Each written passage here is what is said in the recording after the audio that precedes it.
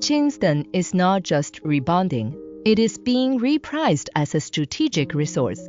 Recent tungsten market moves should not be read as a simple correction and rebound cycle. What is happening looks more structural.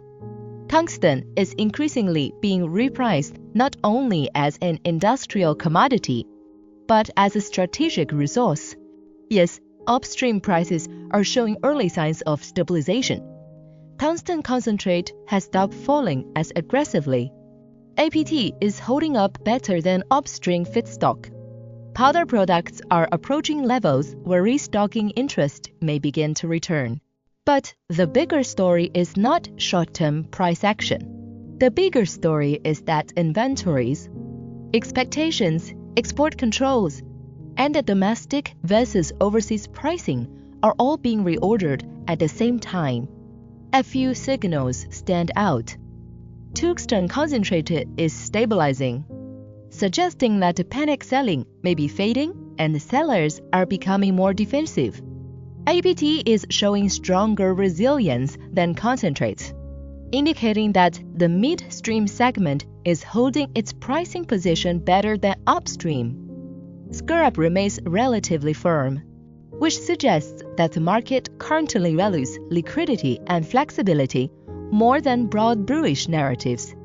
Ferrotungsten is steady, but downstream steel procurement is still cautious, meaning raw material stabilization has not yet translated into broad-end demand recovery. Most importantly, the domestic-overseas APT price gap has widened into a structural disconnect, not just a regional premium. That last point may be the most important one. When the same material is priced under dramatically different frameworks across markets, this is no longer just a commodity story. It becomes a story about supply security, trade rules, export restrictions, delivery reliability, and customer access. In other words, the pricing coordinate system for tungsten is changing. For years, tungsten was often analyzed mainly through the lens of domestic cyclical dynamics, inventory, sentiment, and local supply-demand fluctuations. That framework is becoming less sufficient. As global supply chains become more fragmented and strategic minerals receive greater policy attention, tungsten is moving away from pure commodity logic and toward strategic resource logic. That shift has major implications. Over the next decade, the companies that capture the most value may not be those that simply benefit from price spikes. More likely, they will be the ones that can secure resources, maintain compliant and reliable supply, navigate regulatory changes, and meet global customer qualification requirements.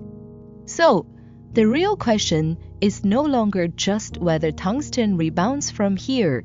The real question is, who will have the ability to define value in the next phase of the tungsten market?